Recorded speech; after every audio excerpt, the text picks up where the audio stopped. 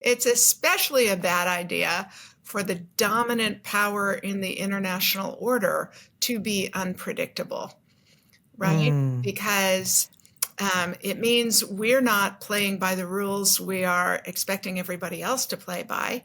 And it also means that people don't know what to expect. So the rule abiding don't understand what to do.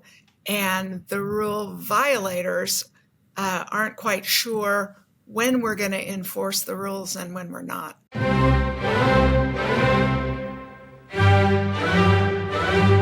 Welcome to Beg to Differ, the Bulwark's weekly roundtable discussion featuring civil conversation across the political spectrum. We range from center-left to center-right. I'm Mona Charan, syndicated columnist and policy editor at the Bulwark, and I'm joined by our regulars, Bill Galston of the Wall Street Journal and the Brookings Institution, Damon Linker, who writes the Substack newsletter Notes from the Middle Ground, and Linda Chavez of the Niskanen Center. Our special guest this week is Kori Schake, Director of Defense and Foreign Policy Studies at the American Enterprise Institute. Welcome, one and all. Kori, I have been looking forward to talking with you because there are so many foreign policy issues that are highly, highly relevant to some voters.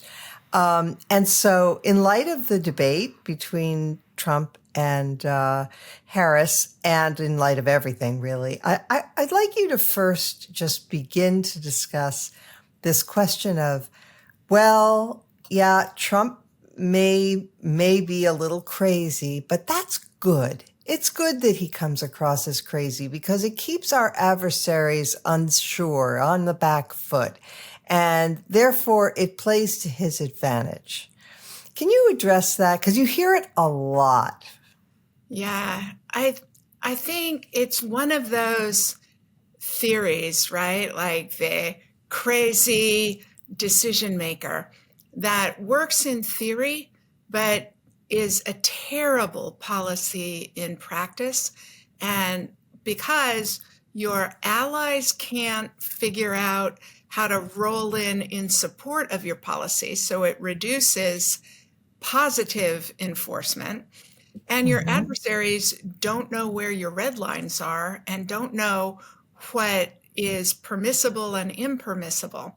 So it both increases the instability and potential damaging responses, while also decreasing the ability of friends and allies to help support and reinforce your policy. It's especially a bad idea for the dominant power in the international order to be unpredictable, right? Because it means we're not playing by the rules we are expecting everybody else to play by. And it also means that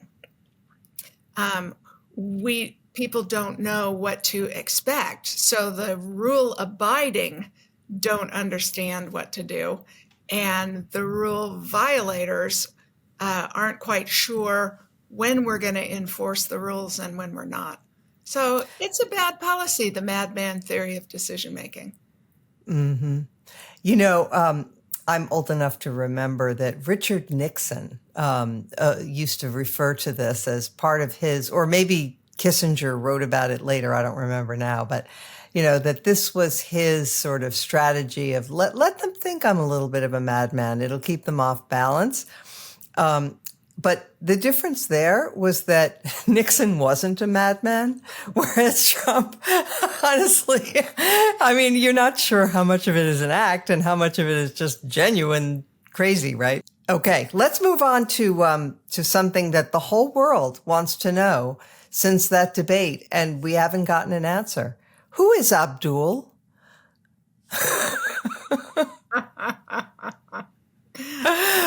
For those of you who don't remember, at one point during the debate, Trump was asked about the Taliban, and he went off on this riff about Abdul, no last name, who is the head of the Taliban, was the head of the Taliban, still is the head of the Taliban, and that Trump threatened him, and therefore he then gave a great deal to the U.S.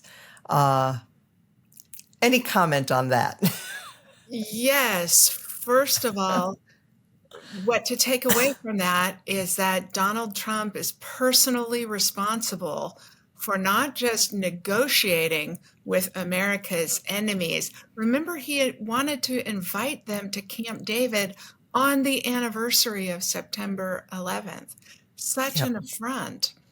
But he also made the deal that President Biden carried out and we saw what happened. I mean, Afghanistan erased 20 years of progress under the abandonment of American involvement. So that President Trump thinks that is good foreign policy is a reason to vote against him on foreign policy. Now, you signed, along with, I think, 110 other former defense and foreign policy people and other Republicans, endorsing Harris. And I thought it was a very, very well stated letter explaining your decision. So it contained some big names, including yours. Do you think there are any more shoes to drop on that front? I certainly hope so. I mean, I think the folks who have been particularly influential in shaping attitudes about a second Trump term are two. First, the people who worked for him during his presidency, who, with only one or two exceptions, are universally opposed to him having a second term. And the second are Republicans who voted for him. So I doubt our opposition, and most of us who signed the letter were signatories of the original 2016 "I won't vote for him, I won't work for him" letter. I'm not sure we persuaded anybody in 2016. I'm not sure we're persuading anybody now. The people who went into a Trump administration and saw the chaos premium that President Trump imposes, and people who voted for him,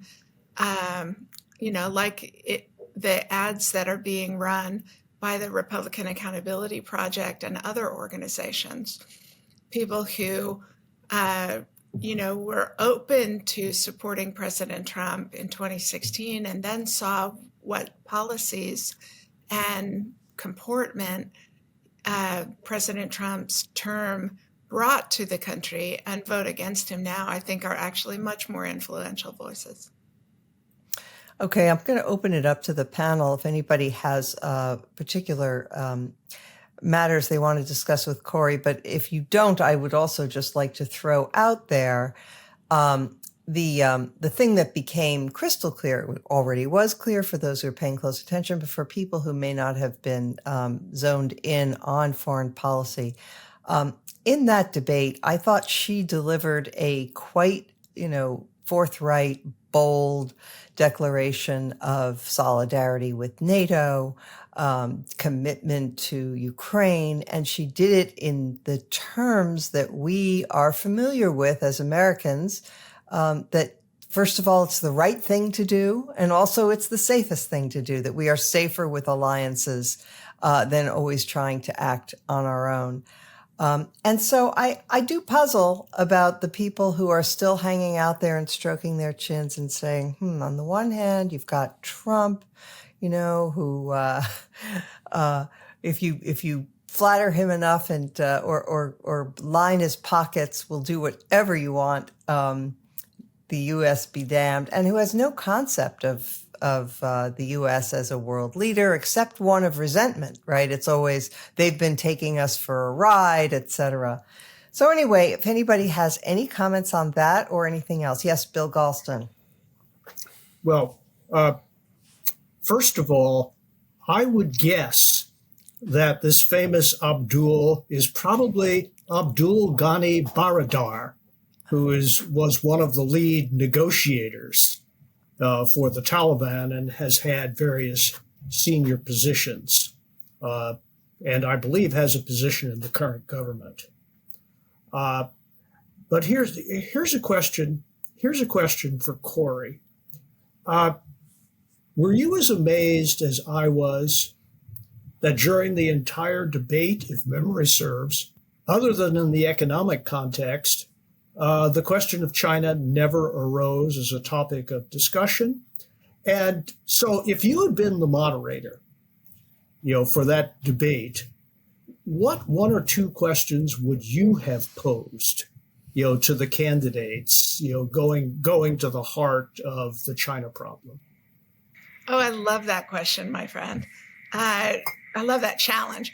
So I had the same reaction. It was really striking that the only time the number one national security threat to the United States was mentioned was glancingly about how high tariffs against it ought to be. And even in that context, there was no acknowledgement that U.S.-only tariffs do not reach an economy of scale without widespread participation by those American allies. I think the question I would have pressed them on is China has 370 ships in its Navy. The United States has 291. How do we effectively deter China without America's friends and allies contributing their militaries to our assistance? Good one. Damon Linker.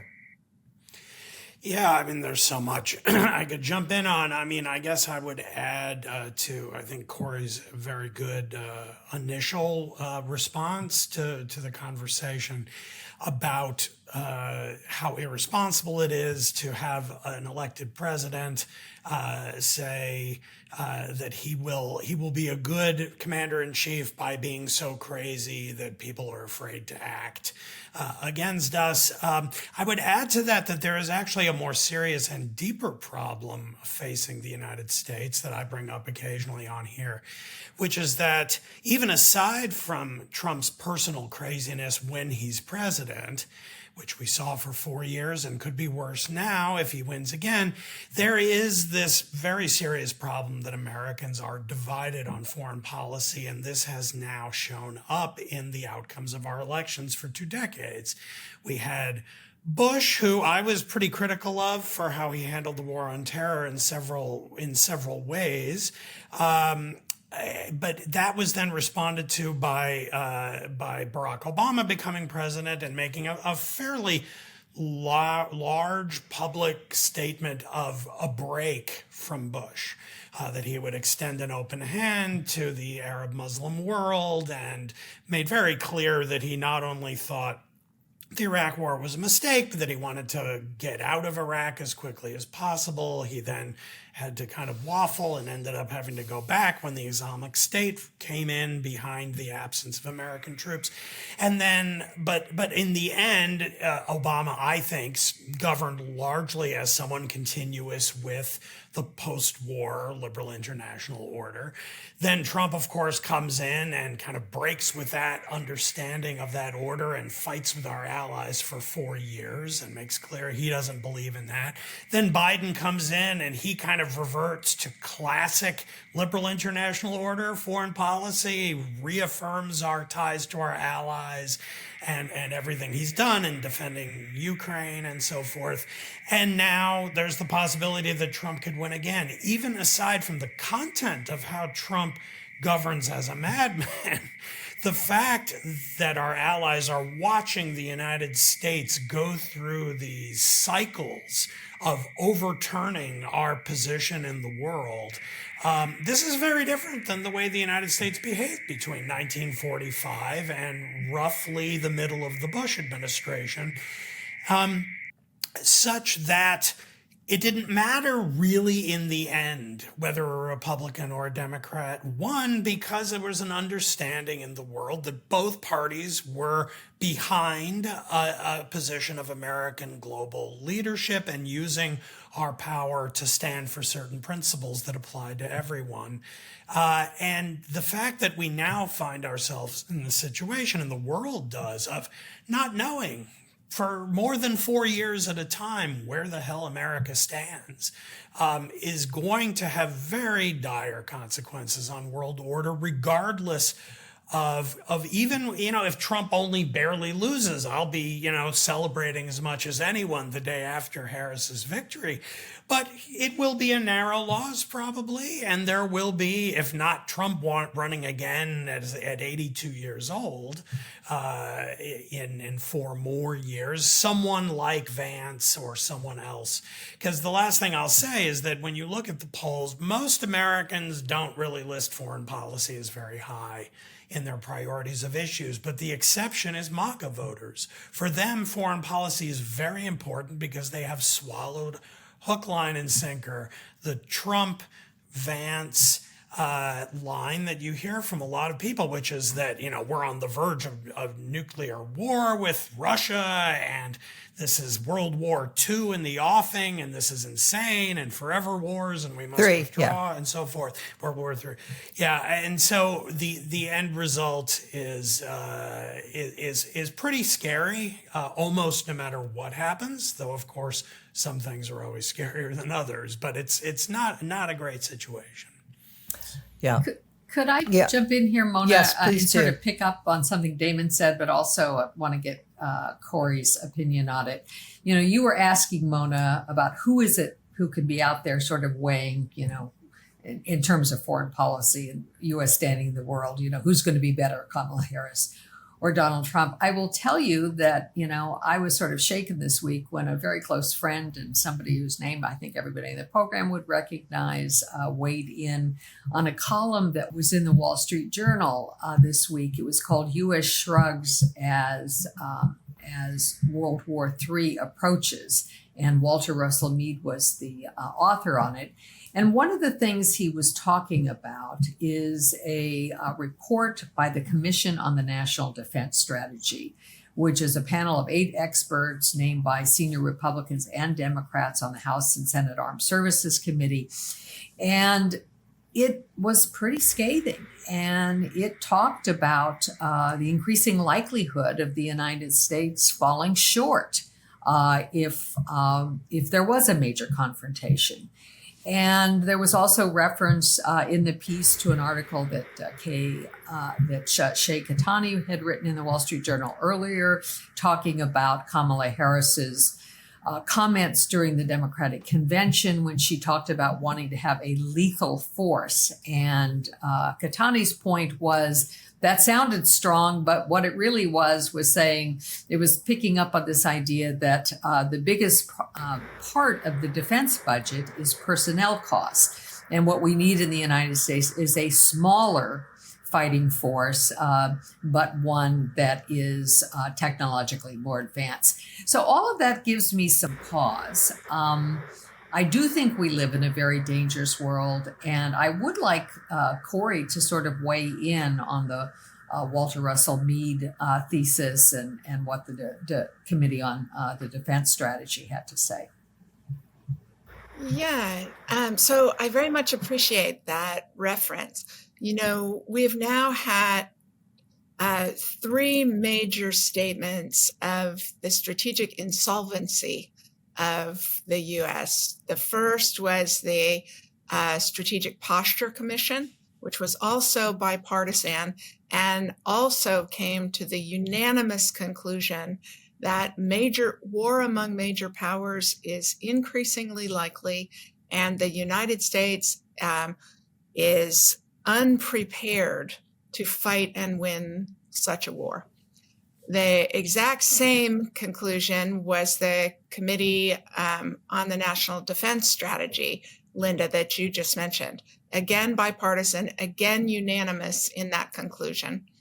And the third major statement was an alternative defense strategy and budget outlined by Senator Roger Wicker, the ranking Republican on armed services, that made the same conclusion and argued that American defense spending will need to be at least 5% of GDP for at least a decade to be able to adequately build and sustain a military force. So the people, the weapons, the munitions, to adequately deter and, if necessary, fight that kind of war.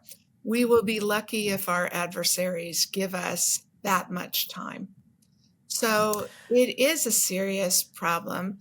And I think the Walter Russell Mead piece, I thought, captured very nicely the nature of the challenge.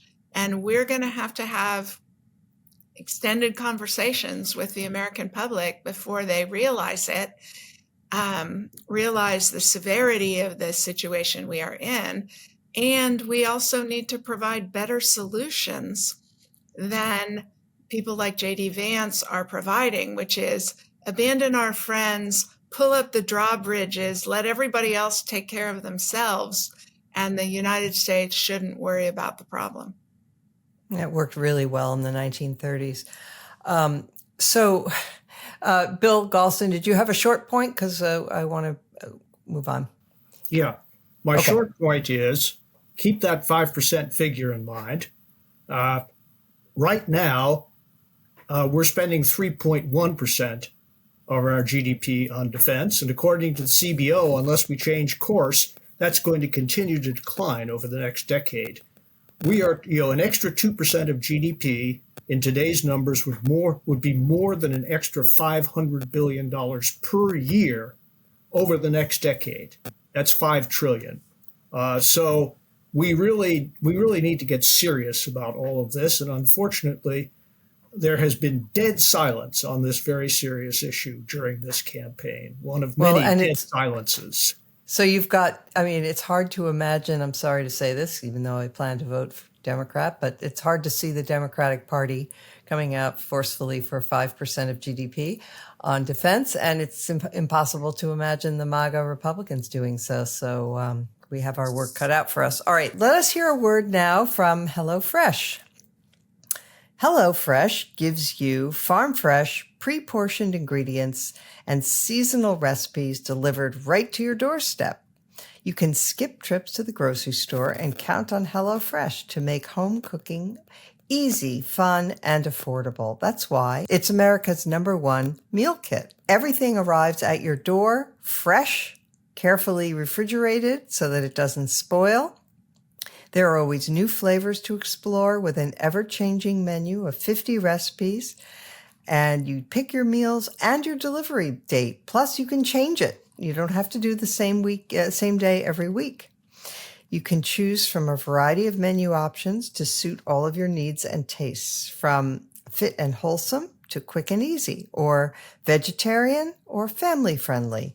There's something for everyone to enjoy.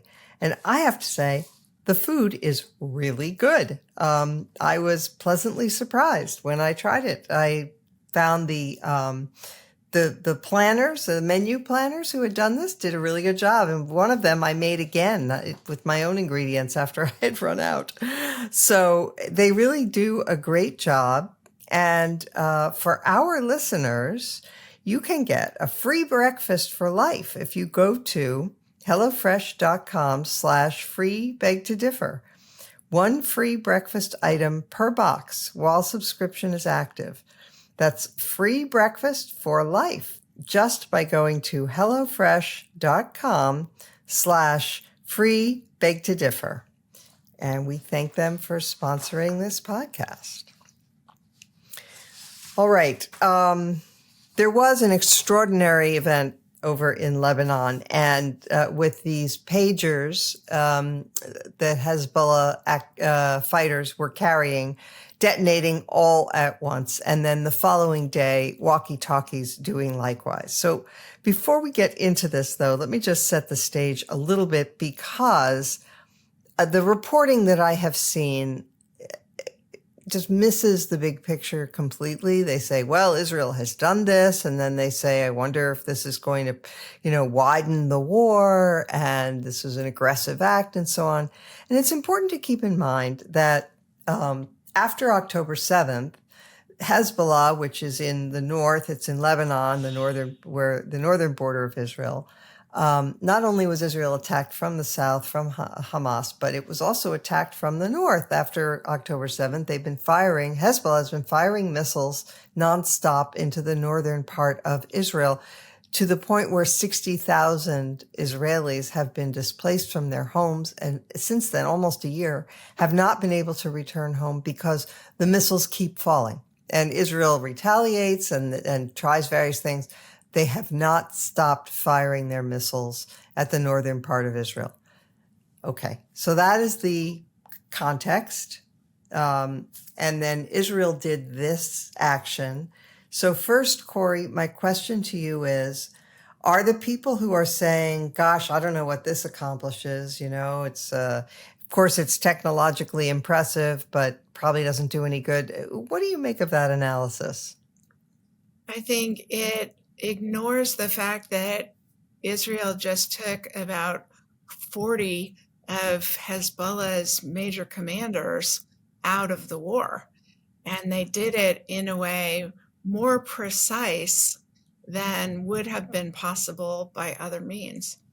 So I think every other major military and intelligence establishment is going to school on what the Israelis have just demonstrated themselves capable of. Yeah, it is, Linda, it is staggering that they were able to interfere in the supply chain of these pagers. At some point, there's this company in Taiwan that's saying it wasn't us. Apparently it had their label on it, but they didn't make them. How the hell they ever managed to do this thing is just mind-boggling. But when you think about warfare, I mean, as Kori said, usually in war, when you're trying to do a targeted strike, you maybe you make a car blow up that has, one of your leading Hezbollah commanders in it.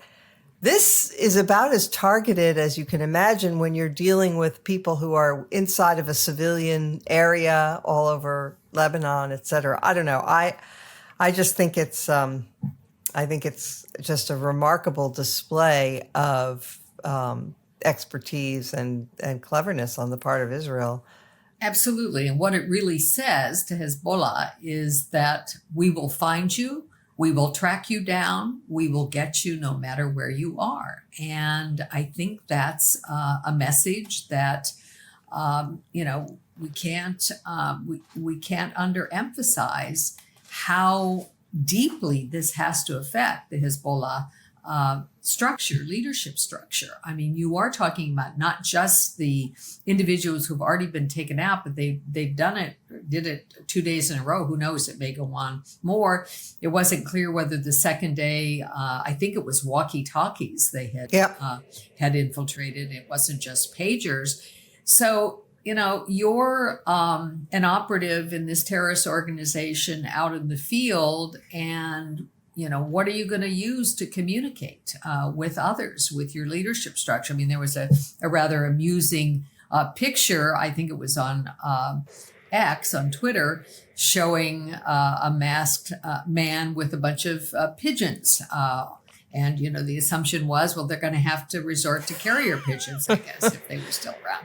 But, how do you communicate? Obviously, they were afraid of using cell phones. They were afraid of using the internet to communicate.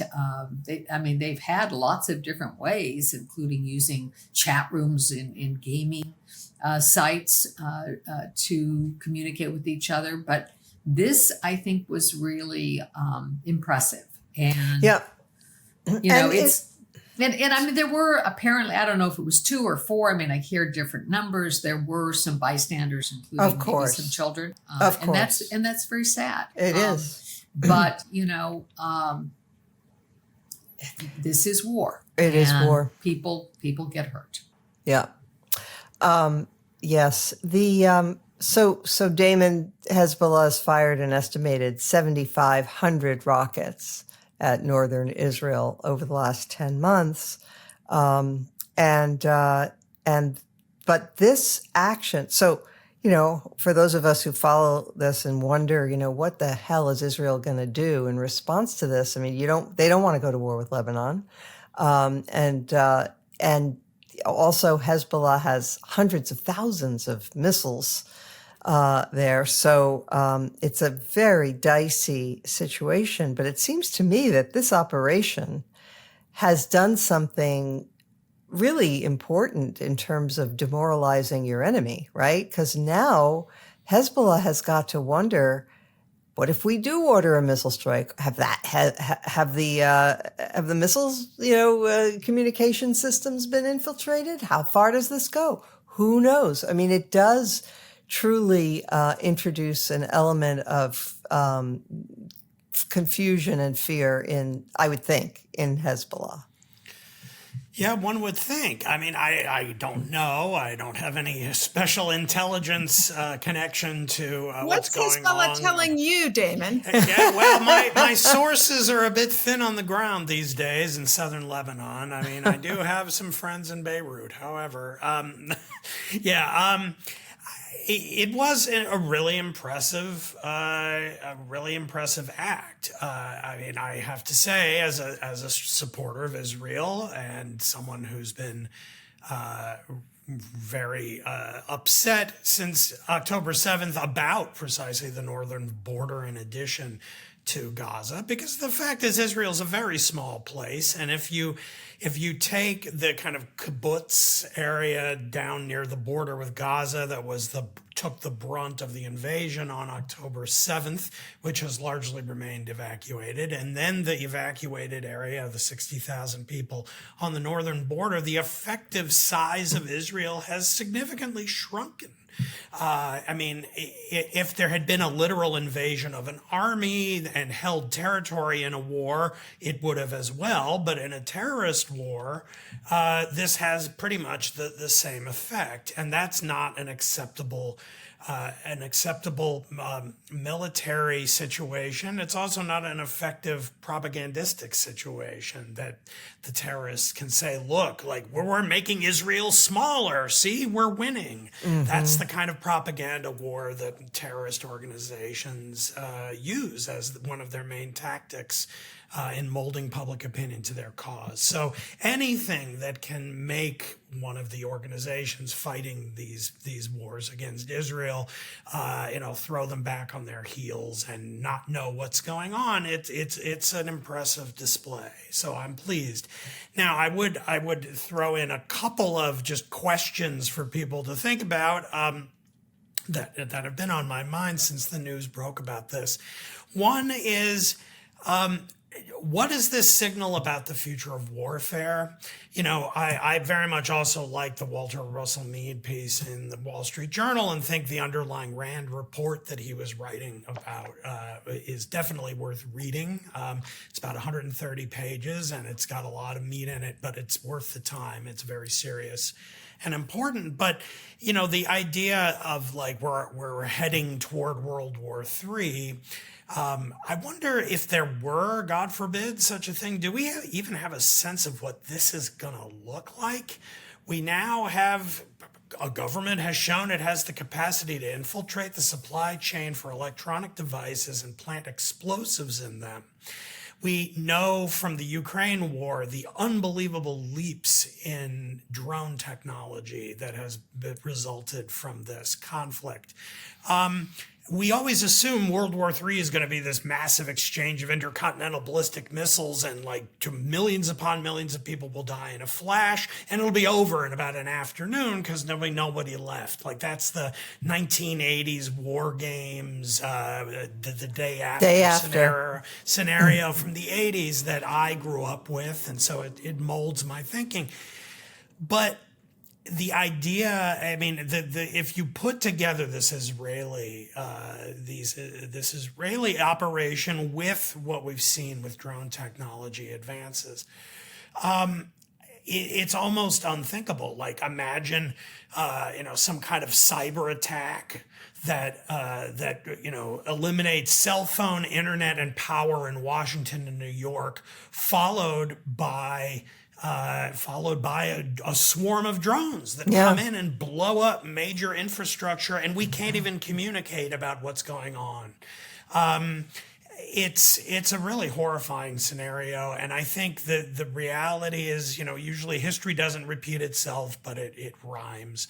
That old line, the awfulness of what could await in a major military conflagration among great powers in our time is going to be awful. That's sure if it happens. But the kind of awfulness is something I don't think we can really imagine until it happens. So let's hope it remains off the back burner, and let's hope the point I wanted to make earlier. Yes, to the 5% of GDP for the defense spending. The fact that we were at 5.7 by the end of the Cold War, and that we're at 3 and falling in the current world situation is just unconscionable.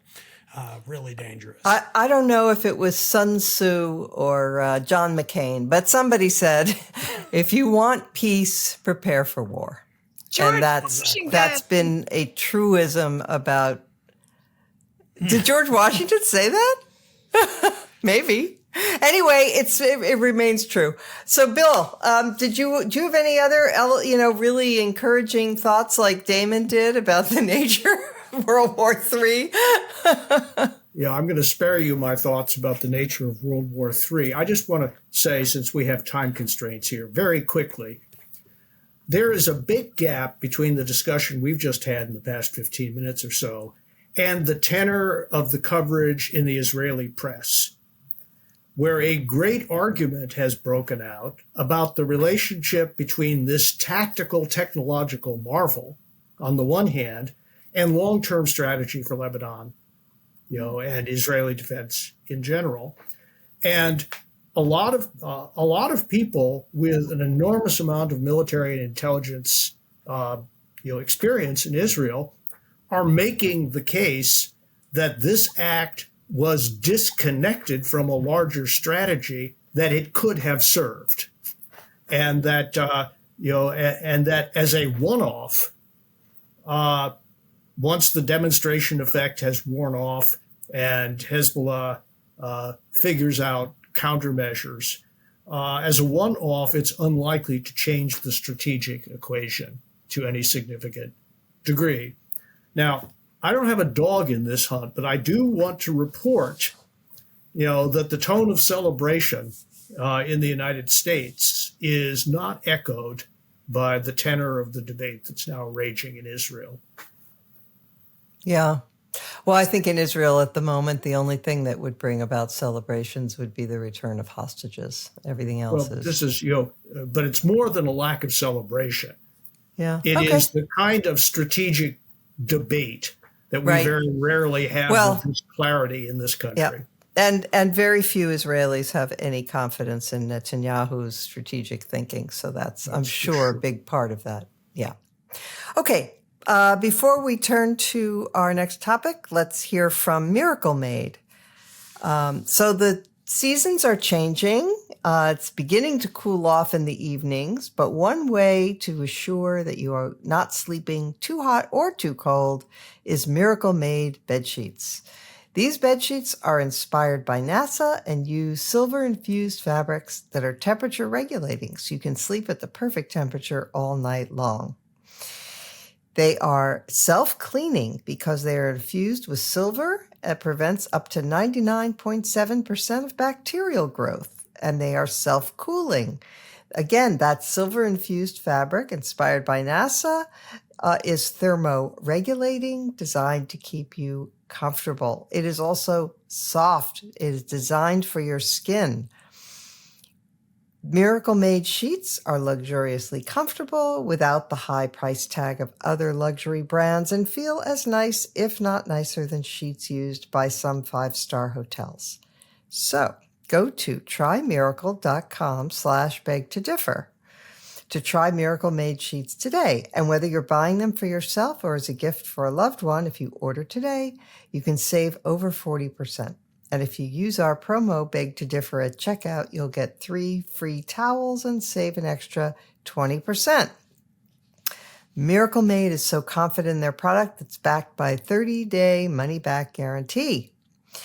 Upgrade your sleep with Miracle Made. Go to trymiracle.com/beg-to-differ and use that code beg-to-differ to claim your free 3-piece towel set. Save an additional 40%. Again, that's trymiracle.com/beg-to-differ to treat yourself. And we thank them for sponsoring this podcast. All right. I would like to have just a little bit of a discussion about this second assassination attempt on Trump, but not on that so much as on the attempt led by J.D. Vance, but joined in by lots of other MAGA figures, to suggest that, and Trump has said it himself, that calling Trump a threat to democracy is what is going to get him killed, or what is causing people to take shots at him. Damon, your reaction.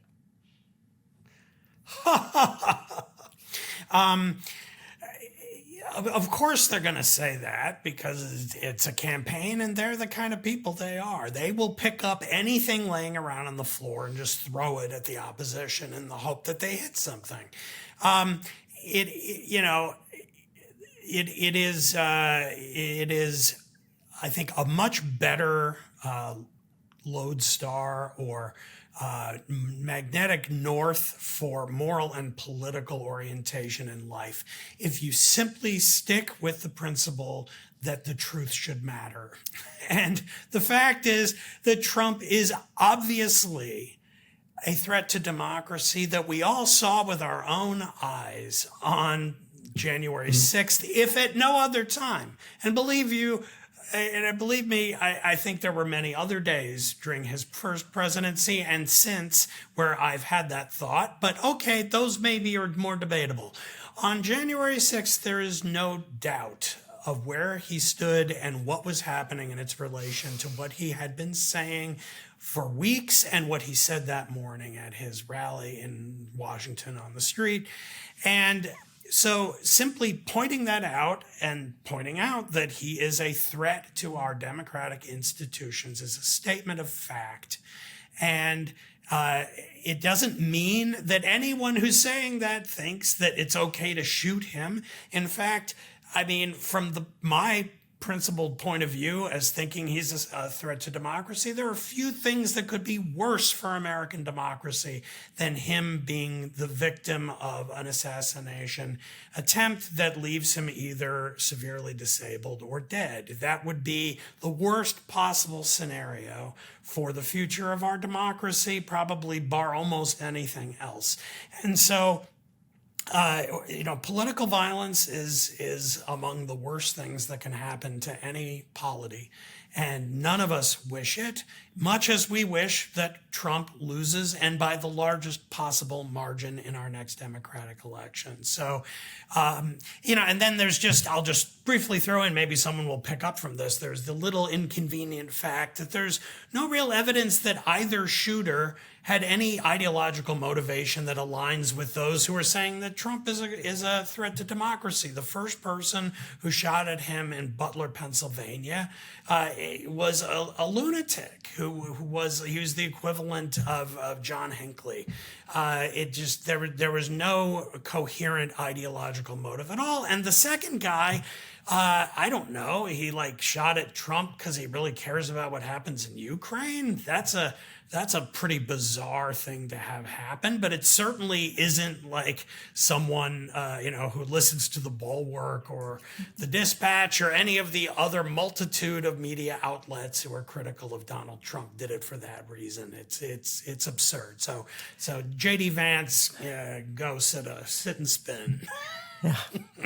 I mean, Kori, it is really a little piece of jujitsu, though, on their part. They're sort of saying, that because these two events happened, that they can now use this as a weapon to say that nobody can tell the truth about Donald Trump without fear of, being called enabling of an assassination attempt. And of course, they themselves use this language every day.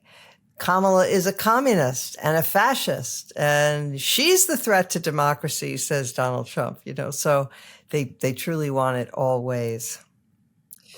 Yeah, I'm hoping that it's indicative that the Trump campaign is really at loose ends, that the best they can do is hope that the legitimate concerns voters have about a second Trump term shouldn't be, that we shouldn't be adjudicating the election on those terms. Yeah. Bill, do you have anything? I don't have much to add to what the two previous speakers have said. I will only add one line, and that is, this is the kind of losing tactic employed by campaigns that are in strategic retreat, which the Trump campaign is. Well, that, from your lips to God's ears. I have solid evidence in favor of that proposition. I'll spare you now, but I do. All right. So, Linda, did you want to add anything, or just you can put in a coda about, the vile racist smear against poor Haitian immigrants? I'll save that for later as one of my lowlights. But I will say, the one thing that is sort of striking about this, the hypocrisy, not just in terms of the rhetoric, but, these are the people that, want no real restrictions on the use of military style weapons. Exactly. And, this is a guy who was a convicted felon who was in possession of, it wasn't an AR-15 or a Russian, Kalashnikov. It was some sort of knockoff of that, or a different style. But it was the kind of things that are used in war. And these are the people who think that it's just perfectly fine for anybody to be able to own one of them. And, in this case, we don't know how he got it, but he managed to not have serial number on it. And it's just the hypocrisy I find galling. Yeah. Amen. All right. Let's turn now to our highlight or lowlight of the week. We'll start with our guest, Kori Schake. Let's see. You want to go last? Yes, please. Okay. No problem. Damon Linker. Well, there were, I will have a confession to make that I have been, since January 6th, I don't think there's been anything in the news swirling around Donald Trump and his threat to America that has moved me and repulsed me as much as what we've seen since the last debate, that started with the whole eating the pets and things about Haitian immigrants in Springfield, Ohio.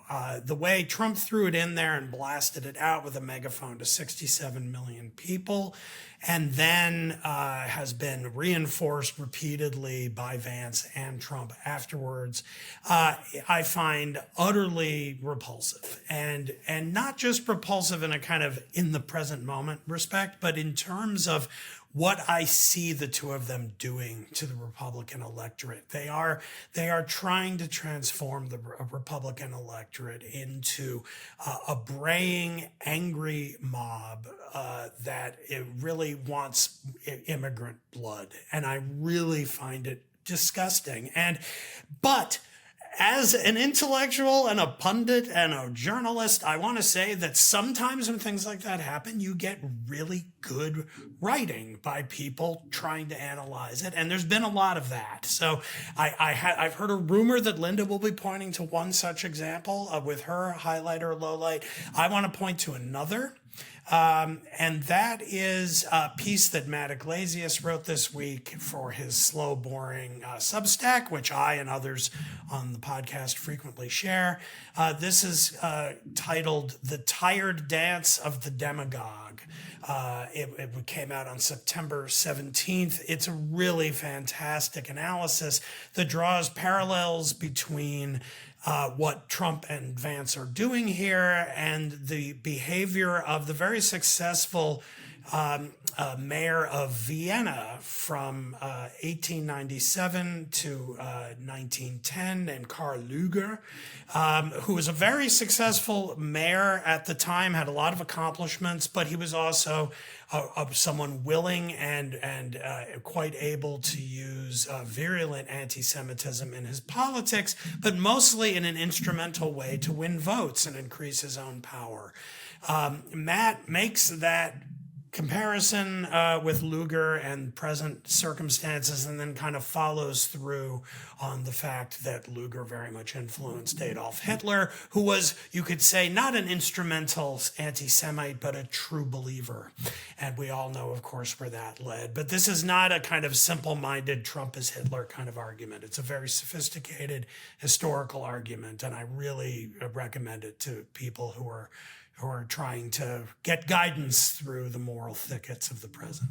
So my highlight follows on Damon's now that I've had a couple of minutes to collect my thoughts. And my highlight is the mayor of Springfield and the Republican governor of Ohio defending their state and their communities against that kind of terrible racist onslaught by Trump, by Vance, and by their supporters.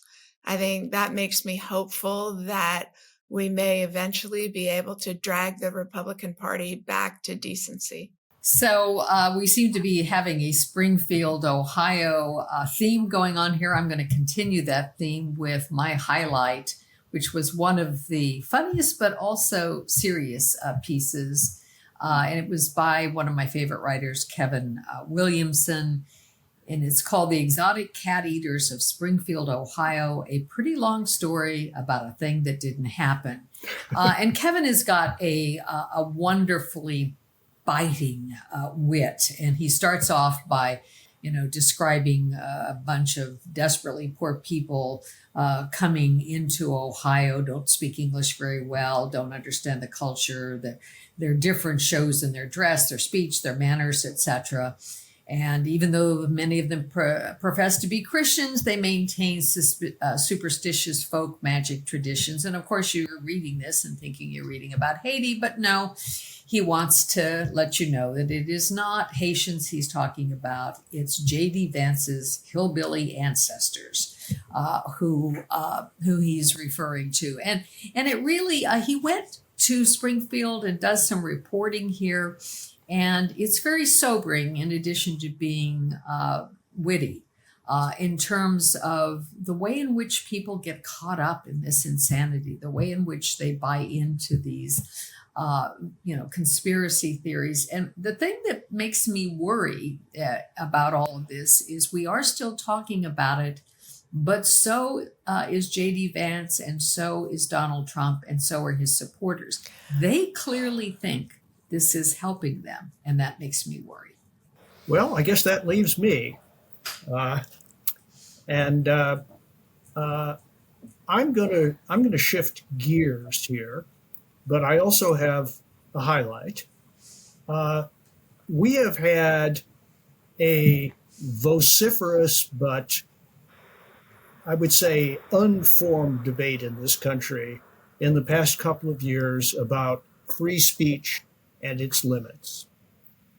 This is an issue that's going to be with us, I think, for quite some time. Finally, some real light on the subject. I'm a fellow of an organization called, the American Academy of Arts and Sciences that publishes a quarterly journal called Daedalus. And the most recent issue is edited by two of the most important legal scholars of the First Amendment in this generation, Lee Bollinger and Jeffrey Stone. And it is crammed with essays that from different points of view explore the nature and limits of free speech with more clarity and balance than anything I've seen for quite some time. And so if anybody listening or watching happens to have a free afternoon or evening, you will go way up the free speech and First Amendment curve if you choose to invest it in this issue of Daedalus. All right. Well, my highlight is, and it truly is a highlight, we worry a lot about what the effect of AI may have on everything about our lives, including our political lives. And there was a piece that appeared recently in Science magazine about a group at Stanford and MIT and other places. Actually, no, it was Cornell, MIT, and American University. They developed what they're calling the Debunk Bot, which is an AI tool that can help disabuse people of certain conspiracy theories. And it was designed in such a way as to be non-threatening. And it was found to be quite effective. So that's a little ray of hope in technology instead of the dystopian future we sometimes fear. With that, I want to thank our guest, Kori Schake, and my regular panel, of course, and our producer, Jim Swift, and our wonderful listeners and viewers. And Beg to Differ will return next week, as every week.